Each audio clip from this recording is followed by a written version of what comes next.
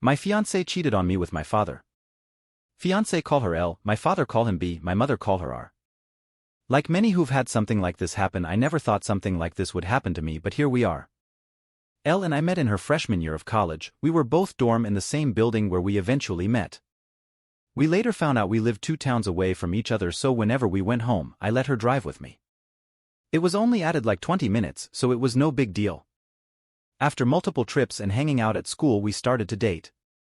I have a close-knit family, as did she, so we told our families right away. I had met hers plenty of times when dropping her off, but it was nothing more than an introduction and exchanging pleasantries. Both of our families accepted each other with open arms and our relationship grew. I was a year ahead of her, so when I graduated, I went home where I was offered a good job with great pay. I visited her at school whenever I got the chance, and whenever she came home, we would make time for each other. After she graduated, she moved in with me as both of our jobs were in the city near where we grew up. Like me, she was offered a position at the company she works at now with great pay. After living together for about 3 years, I proposed, and we have been planning our wedding since. Now on to the part you're all reading for. Looking back, there was plenty of things I overlooked that I just wrote off, thinking my father was just trying to welcome my ex into our family. Things like my father calling her all the time, and if I was around, they would just tell me they were talking about the upcoming family party or something along those lines.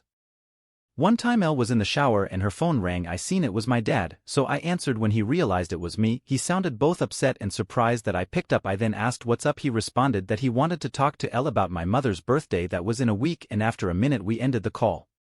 Even typing this out now, I feel like an idiot for not seeing it sooner. On the day I found out, it was like any other day. Elle had Thursdays off, so she made breakfast for both of us. When I set out for work, she gave me a kiss and told me to have a great day.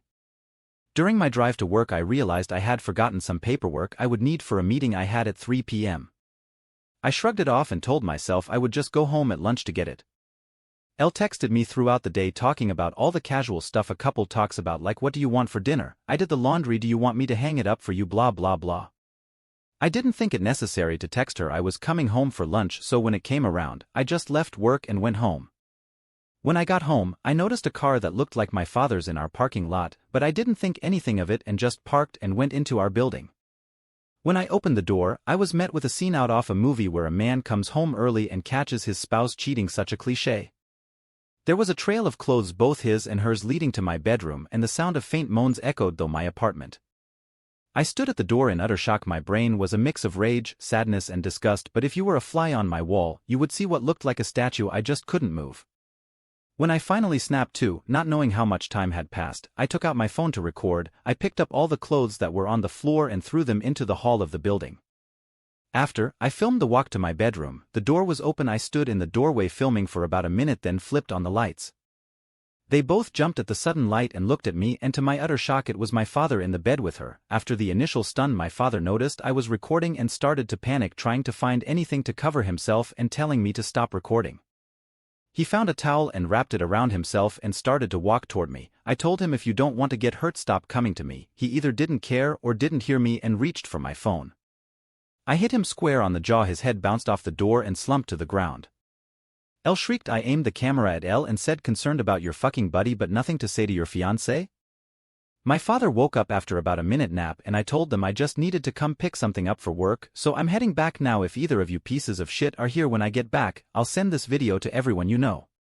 I ended the video, looked at my dad, who was still coming to, and said, you're dead to me. You're no longer my father, but you might want to go home and talk to mom because I'll be talking to her very soon. I sat in my car for a while until one of the bosses at work called to ask where I was. I told her I was on my way back right now. When I got to her office to hand her the paperwork, I must have looked awful because she started asking what was wrong with me. I told her it was nothing and I'd be okay. I could see her scanning me up and down, and she noticed some blood on my collar and stood up, rushed to me and said, you're bleeding. I looked down and said it was my father's. She looked confused, so I pulled out my phone and showed her the video. She watched it in its entirety. She was introduced to Elle a few times but never my father. She sat there silent for a moment until it finally clicked that my fiancé was cheating on me, but not only was she cheating, it was with my father.